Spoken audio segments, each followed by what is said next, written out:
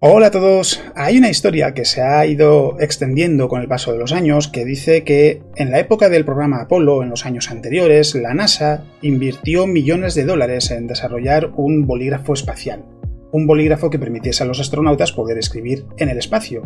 Y que, sin embargo, mientras la NASA estaba enfrascada en ese desarrollo, la Unión Soviética optó por algo mucho más sencillo, que era simplemente dar a los cosmonautas, a los astronautas rusos, lápices. Y la historia se ha ido extendiendo con el paso de los años, se ha ido haciendo cada vez más popular, pero lo cierto es que no es tan simple y no es tan sencilla, no es una simple cuestión de, por un lado, ingenio y por otro lado, una gran campaña de inversión que no llegó a ninguna parte, porque lo cierto es que el bolígrafo espacial existe y la historia es más interesante y un poco más compleja de lo que se suele contar. Así que en este vídeo lo que vamos a hacer es hablar del bolígrafo espacial. Pero vamos a poner un poco de orden en todo esto. ¿Qué sucedió exactamente? En realidad, en la década de los 60, tanto la NASA como la Unión Soviética utilizaban lápices. De hecho, en 1965, la NASA compra 34 lápices mecánicos, o como los llamamos en castellano, 34 portaminas. Paga aproximadamente unos 4.500 dólares de la época y, más o menos, por cada portaminas, 130 dólares. Cuando se hizo público, la opinión pública protestó porque si hoy en día 130 dólares es dinero, en aquella época era todavía más, no era la mejor solución, y desde NASA se dedicaron a intentar encontrar una solución más útil. Además, no solo eso, había que tener en cuenta también que los lápices presentaban varios riesgos y que en NASA ya tenían experiencia con el accidente de Apolo 1, y eso hizo que no fuese la solución más interesante la de un lápiz. Así que en realidad sí, la NASA utilizaba lápices también, pero tenían muy buenos motivos para buscar una solución mejor. Y es que los lápices son inflamables, y desde el accidente de Apolo 1, del que hablaré en algún momento, aunque ya lo he mencionado en otros vídeos, la NASA quería que no hubiese objetos que pudiesen ser inflamables en el interior de las naves espaciales. No solo eso, además, cualquiera que haya usado un portaminas lo sabe, se rompen con cierta facilidad y por tanto hay puntas de esos lápices que pueden salir volando, y en el interior de una nave en microgravedad eso es un problema, porque esos fragmentos pueden suponer un problema para un astronauta o incluso para el equipo de la nave. Así que era también interesante en cuanto a que se reducía la posibilidad de sufrir incidentes de cualquier tipo. Esto hizo que una empresa llamada Fisher Pen Company de Paul Fisher invirtiese $1 millón en desarrollar lo que conocemos como el bolígrafo espacial. Hay que decir que en realidad la NASA no participó en esa inversión, pero sí que se involucró cuando supo de su existencia y que esto empezó en 1965, pero no fue una inversión de la NASA, fue una inversión de esta compañía que desarrolló ese bolígrafo espacial. Y en 1965 Fisher Pen desarrolla un bolígrafo que es capaz de escribir del revés, en temperaturas de hasta 40 grados bajo cero por un lado y 200 grados por el otro, que también es capaz de escribir bajo el agua, bajo otros líquidos, y la única anécdota es que a temperaturas muy altas, en vez de escribir con color azul, su tinta se vuelve verde. Y ese desarrollo se convirtió en el AG-7 Space Pen, que aparece en la imagen, que Fisher Pen ofreció a la NASA. Hubo muchas dudas en la NASA sobre si lanzarse a por este bolígrafo o no. Lo estuvieron probando y en 1967 decidieron adquirirlo. Y la diferencia con el resto de bolígrafos es que no depende de la gravedad para escribir. Y eso lógicamente lo hace muy útil para un viaje al espacio.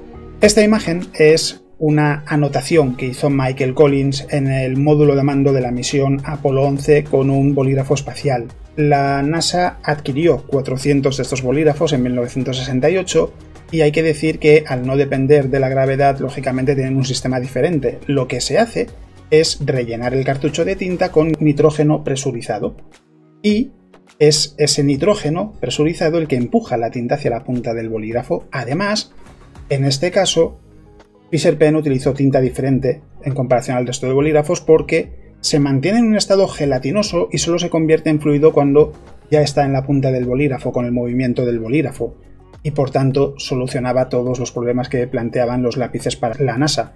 No solo eso, en 1969 la Unión Soviética también adquiere bolígrafos espaciales, concretamente 1000 bolígrafos y 1000 cartuchos de tinta. Es decir, tanto la NASA como la Unión Soviética empezaron a utilizar el bolígrafo espacial, que desarrolló Fisher Pen de forma independiente, y además A ambos, tanto la NASA como la Unión Soviética, les hizo un descuento del 40%. Pagaron aproximadamente $2,50 por bolígrafo en vez de $4, y está muy lejos de esos $130 que pagó la NASA por los portamina, así que solucionaba todos los problemas que planteaba.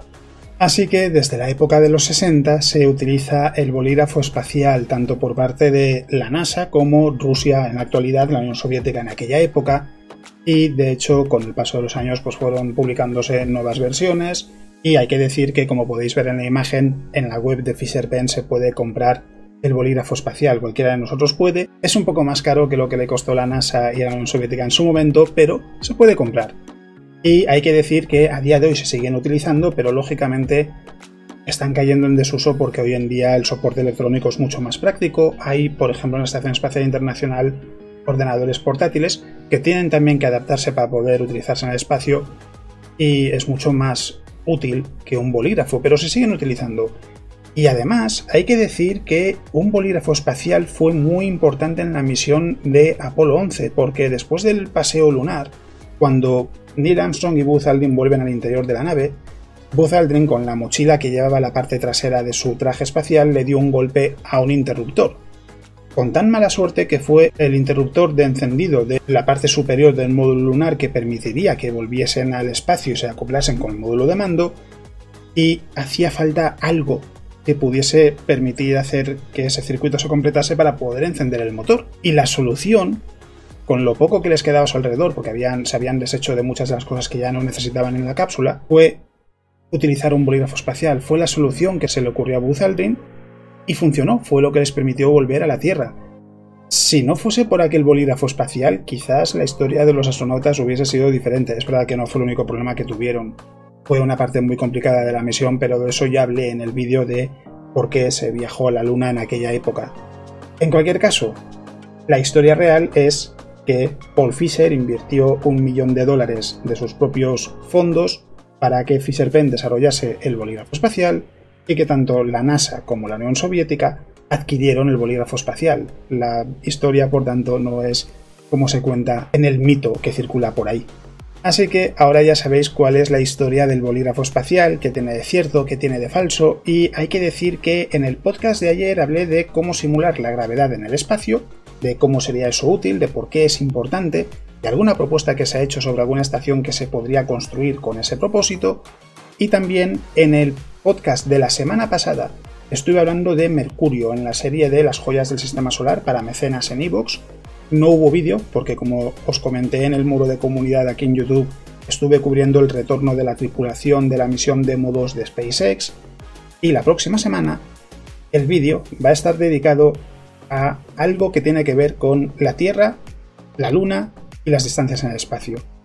Pero no os voy a dar más pistas porque lo veréis la semana que viene y quizá intuyáis por dónde va la idea, pero creo que cuando veáis a qué me refiero, los que no sepáis por dónde va todo esto, os va a llamar mucho la atención y os va a ayudar a entender lo realmente grande que es el espacio. En cualquier caso, poco más que añadir. Como siempre, muchas gracias por estar ahí. Recordad que me podéis encontrar todos los días, salvo los sábados, a partir de las 9 de la noche en Twitch, twitch.tv/alex_ribeiro, lo tenéis en la descripción del vídeo, y allí hablamos de astronomía todos los días, menos los sábados, que no hago stream, y que allí hablo con todos vosotros. Es una oportunidad magnífica para poder hablar con vosotros, para que podáis conocer a otras personas de la comunidad. Pasamos un muy buen rato y os invito a pasar por allí.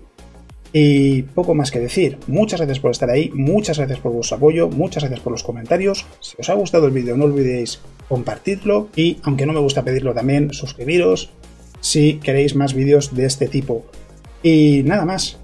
La semana que viene ya os contaré qué pasa con la Luna, la Tierra y las distancias en el espacio. Pero eso lo veréis en el próximo vídeo.